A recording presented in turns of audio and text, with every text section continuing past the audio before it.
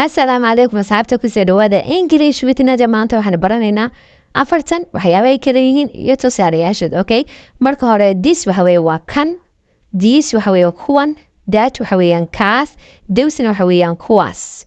Marka let's start. Waxa ugu horeysa this. Haddaba this waxa loo isticmaalaa shay ama walax ama wax adiga ku dhow oo single ah. Okay, oo aan ahayn wax jamac ah.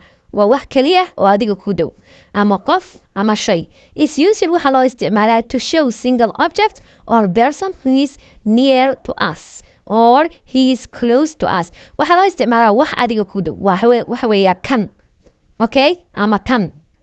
Tusaale ahaan, this is a horse. Kani waa faras. Waa faras adiga ku dhow. This is a dog. Kani waa ey. Marka eeyo badan maaha waa hal ey oo ku dhow. Okay, this is a book. Kani waa book. You can ride this car. You can ride this car. Waad raaci kartaa gaarigan. Marka gaarigu waa mid ku dhow. This lamp doesn't work. Laambadani ma shaqaynaysa ama leedhkani nalkani ma shaqaynayo. Okay, markay tahay su-aasha is baa la horeysin. Markay diidmada tahayna not baa la raacinaya. This is not the right one. Kani maaha kii saxdaha. Marka waa diidmo. This is not a book. Kani maaha book. Waa diidmo. Is this bag yours? Shantadani ma taadiba ama shantadan ma adigaa leh. Okay, waxaad ku jawaabi kartaa it is not mine. Anigu ma lihi. Marka taasi waa this. This waxaan idinku yidhi waa wax hortaada yaal ama ku dhow oo single ah.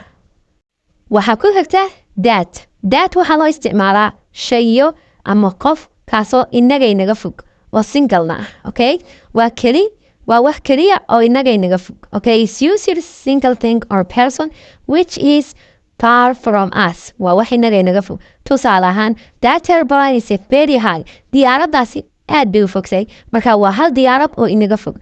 Can you pass me that phone? Ma isoo gudbin kartaa telefoonkaas? Marka telefoonka adiga kuma dhawa, qofka isoo gudbi leedahay buu dhawiya. Okay, you get that? Okay, that's my car. Kaasi waa gaarigaygii. Su-aasha marka noqotana is baa laga horeysiina. Is that your car? Kaasi ma gaarigaagii ba ma baabuurkaagii ba? That's not my car. Kaasi maaha gaarigaygii. Marka intaasina waxa weeyaan waa that. That waxa weeyaan kaas waa wax kaa fog oo single ah. Okay, intaas ayaynu asxaabi qaadanayna insha allah. Rabadaan kariim. Insha allah labada kale waxaan kusoo dari doonaa inaga sileesanka. Salaam.